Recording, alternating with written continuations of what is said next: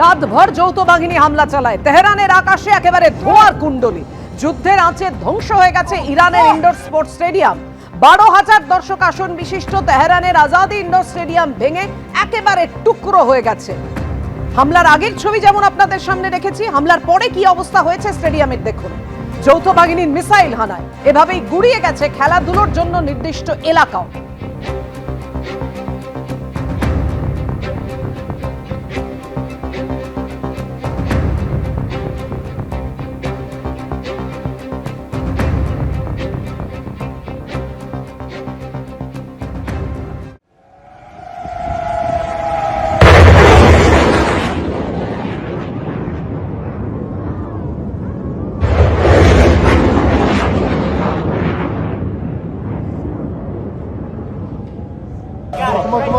Come on.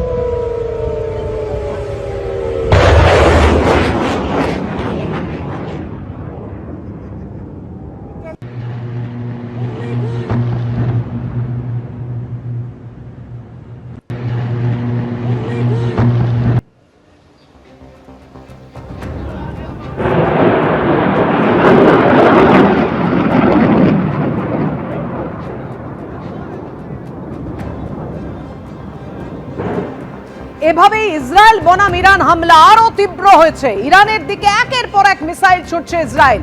ইরানের Shiraz শহরে পরপর মিসাইল হানা।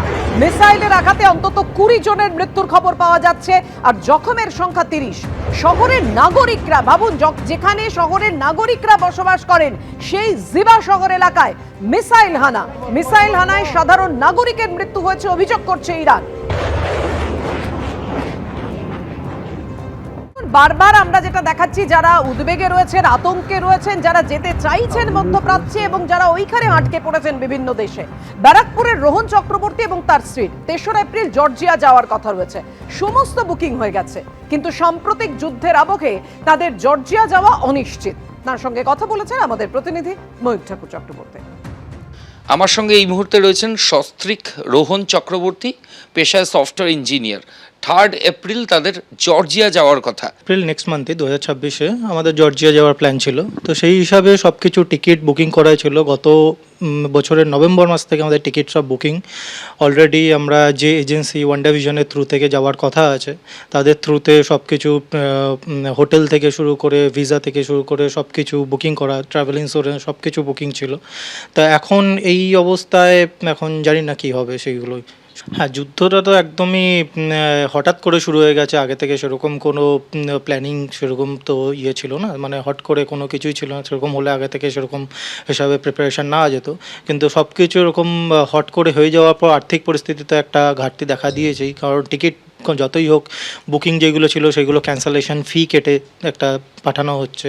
ভিসা প্রসেস চলছে অলরেডি, ট্রাভেল ইন্স্যুরেন্সের সব কিছু বুকিং হয়ে গেছে। সেক্ষেত্রে আমাদের পেমেন্ট হয়ে গেছে পুরো আমাদের ওয়ান্ডা ভিশনকে।